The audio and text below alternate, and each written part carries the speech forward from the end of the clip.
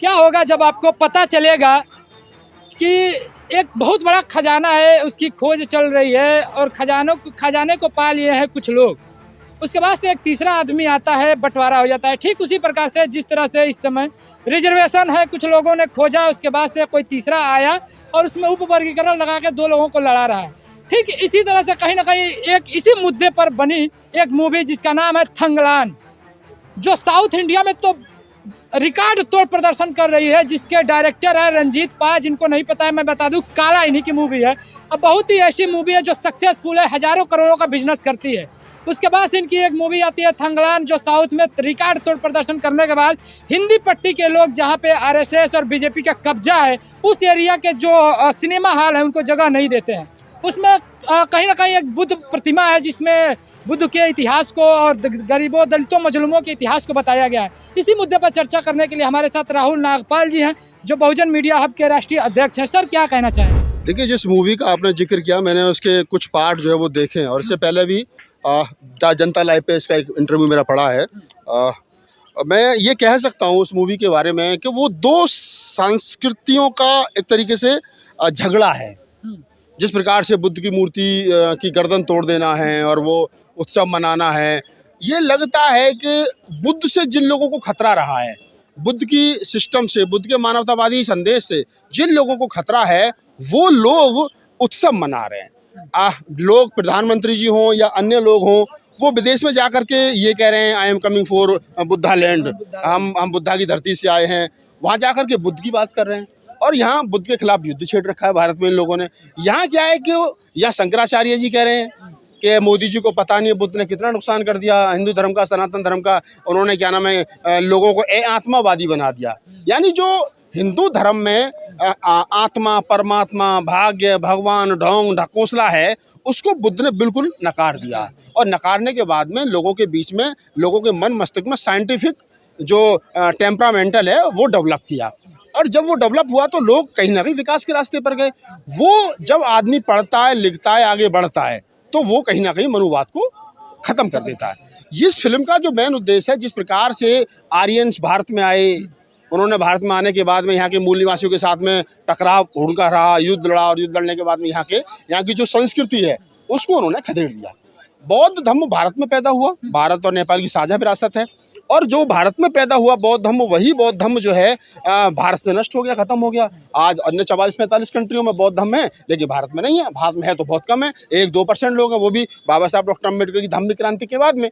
तो क्या है कि वो जब लोग यहाँ आए तो बुद्ध उनका सबसे बड़ा खतरा रहा। बाबा साहब डॉक्टर अम्बेडकर ने कहा है कि मैं साबित कर सकता हूँ कि हिंदू धर्म नाम की कोई चीज़ नहीं है और सनातन कुछ है ही नहीं, इनके पास में जो भी है वो हमारा लिया हुआ है। जिस तरह से बुद्ध भगवान ने नेपाल और भारत की आपने साझा विरासत बताया, तो कहीं ना कहीं भारत में भी, हम उत्तर भारत में देखते हैं कि उनका ज्ञान प्राप्ति हुआ, उनका जो महापरिनिर्वाण वो भी उत्तर भारत में ही हुआ, हिंदी बेल्ट क्षेत्रों में। लेकिन जब उनका फिल्म आती है, अगर वैसी विषयों पे, दलितों के, मजलूमों पे फिल्म आती है, तो साउथ में तो शानदार प्रदर्शन करती है, जहाँ बुद्ध भगवान गए भी नहीं। उत्तर भारत में ऐसा प्रदर्शन साउथ का क्या है कि साउथ में जो अम्बेडकरवादी लोग हैं वो अवेयर हैं, ठीक है, वो इतना उनको है कम से कम कि जैसे इससे पहले फिल्म आई थी जय भीम, फिल्म का नाम जय भीम था।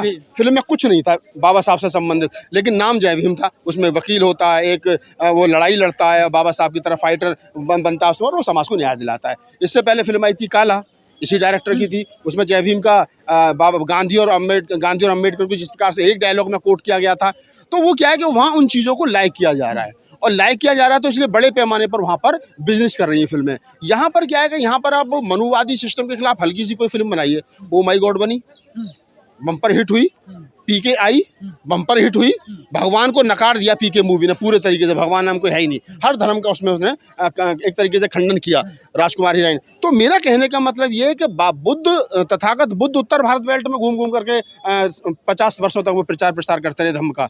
दक्षिण में वो गए भी नहीं, लेकिन उनकी वो तो नेपाल, वहाँ पे में थाईलैंड, जापान, कंबोडिया कहीं गए नहीं, श्रीलंका कहीं गए नहीं, लेकिन उनका जो विचार है, बुद्ध का जो विचार है, वो आज पूरे विश्व में फैला हुआ है और तेजी से बौद्ध धर्म फैल रहा है, क्योंकि वो साइंटिस्ट है, और बुद्ध को तो कहा जाता है वो विश्व के पहले साइंटिस्ट है बुद्ध। तो उन्होंने तो कहा है कि मैं जो बात मैं कह रहा हूँ उसे विश्वास मत करो, तरक्की कसौटी पर किसका देख लो, सही है तो सही है, नहीं तो नहीं। लेकिन उत्तर भारत में इस मूवी को स्क्रीनिंग नहीं मिल रही है, इसको बहुत ज़्यादा शो नहीं मिल रहे हैं, इसको लेकर के लोगों में उत्साह है जा करके देखने के, लेकिन शो नहीं मिल रहे हैं। क्या जो उत्तर भारत में एक तरह से आरएसएस का कब्जा है उसका प्रभाव दिख रहा है क्या? बिल्कुल, अभी लोगों को पता भी नहीं है ना। अभी आपने देखा होगा एक फिल्म आई थी आर्टिकल 15 सुमन खुराना की, थिएटर नहीं मिले उसको, सूत्रा को थिएटर नहीं मिले हैं।